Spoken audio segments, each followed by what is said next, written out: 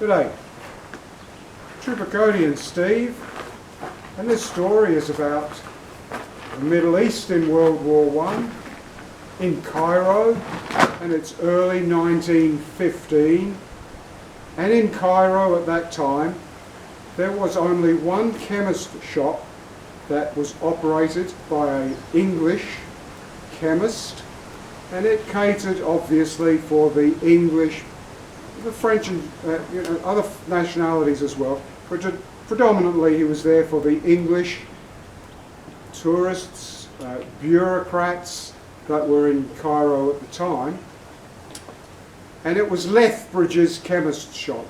Now at that time, 1915, there was a Scottish Highland regiment also in Cairo, 1915, and one day early in the year, the chemist is working in his chemist shop when he hears the bell ring over his door, and he looks up and he sees what is clearly a Scottish soldier in full regalia, kilt, the socks, the very fancy uniform that they had, has come into the shop and marches briskly up to the counter.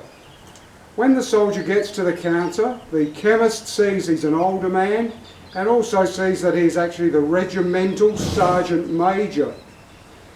He says to the sergeant major, "Sergeant Major, how can I help you?"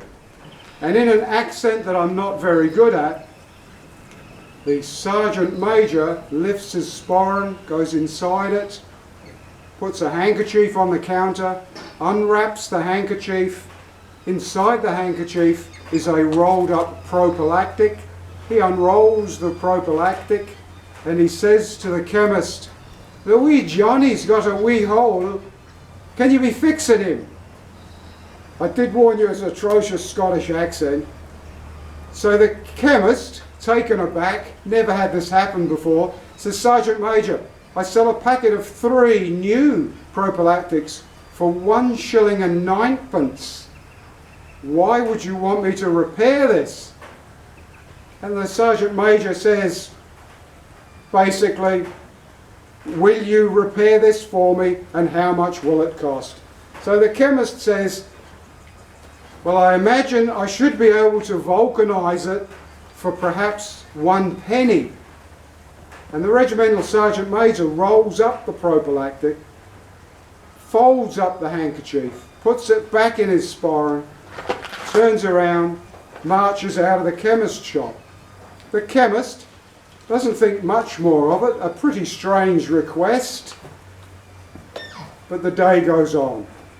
The next morning, the chemist is again in his shop, and he hears his doorbell go again, and he looks up, and it's the same sergeant major. And the sergeant major marches back to the counter, opens his sporran, takes out the handkerchief, unwraps the handkerchief, takes out the prophylactic and says, "The regiment accepts your offer." True story, actually happened. Cheers. See you next time. Thank you.